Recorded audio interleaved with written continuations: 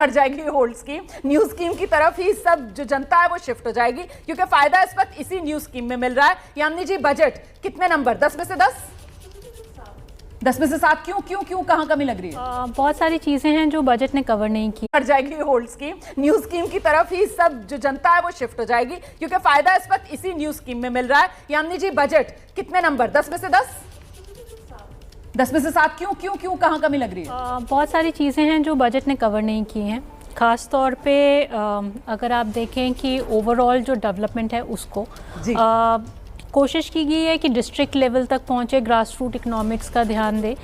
ये भी कोशिश की है कि वीर सावरकर को डेडिकेशन दी जाए, अंडमान निकोबार आइलैंड्स को जो है बढ़ावा दे करके फिशरीज़ में।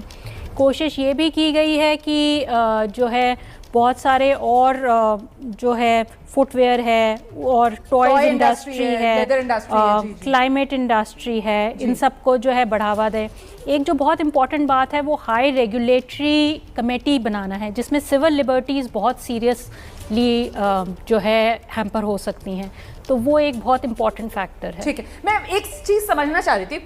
महेश्वरी जी, पहले आप बता दीजिए, सभी से ले लूंगी। यहाँ पे क्या कुछ शिफ्ट नजर आ रहा है? मतलब अभी तक क्योंकि कैपिटल एक्सपेंडिचर को लेकर हम लोग चर्चा कर रहे थे, उसकी बजाय अभी तक कैपिटल एक्सपेंडिचर सरकार का एक नजरिया रहा है, लेकिन इस बार सरकार का नजरिया ये कि सीधे मिडिल क्लास के जेब में ही पैसा पहुंचा दो और फिर देखो अर्थव्यवस्था का चक्का कैसे घूमेगा। सर बिल्कुल ठीक है। उन्होंने मैंने जैसे कहा एक पॉलिसी डिसीजन लिया है कि शायद हम मिडिल इनकम को, मिडिल क्लास को अपने मेन अर्थव्यवस्था के साथ जो अपने आप को नेग्लेक्टेड या उपेक्षित फील कर रहे थे उसको कैसे जोड़ा जाए, और मुझे लगता है एक पॉलिसी स्टेटमेंट है। पर हम जब बजट की बात करते हैं तो खाली फिस्कल पॉलिसी एक छोटा सा हिस्सा है ओवरऑल बजट का, लेकिन सर उस पे सबसे ज्यादा नजर रहती है ना। और ये मैं सवाल सर हमने बल्ले बल्ले कर दिया, क्वेश्चन उसके आगे भी बात करनी है। लेकिन ये कहा जा रहा था ना सर, इसी पर थोड़ी सी और बात कर लेते हैं। ये कहा जा रहा था, मुझे लगता है दिमाग भी इसमें आएंगे, कि सिर्फ वो रिसोर्सेज वाला जो हिस्सा है, एक रिसोर्सेज वर्सेस इंसेंटिव्स वाली एक बहस चल रही थी, और उसमें कहा जा रहा था कि साहब आपको इंसेंटिव देना ही पड़ेगा, और ये इंसेंटिव देने के लिए सरकार ने इस बार मिडिल क्लास को चुना। दिबांग, इसलिए मिडिल क्लास को चुना क्योंकि मिडिल क्लास की हालत ख़राब हो रही थी। मिडिल क्लास की जो हालत ख़राब हो रही थी उसके हिसाब से इकोनॉमी का जो पहिया जिस तरीके से चलना चाहिए वो नहीं चल पा रहा था, तो एक तरीके से सरकार ने अपना बचाव किया। और अगर आप खालिस पॉलिटिकली देखें तो बहुत बड़ा चुनाव है दिल्ली का, जिसमें सरकार ने पूरा दम लगा दिया है, तो उससे भी इसको ज़रूर जोड़ के देखा जाएगा।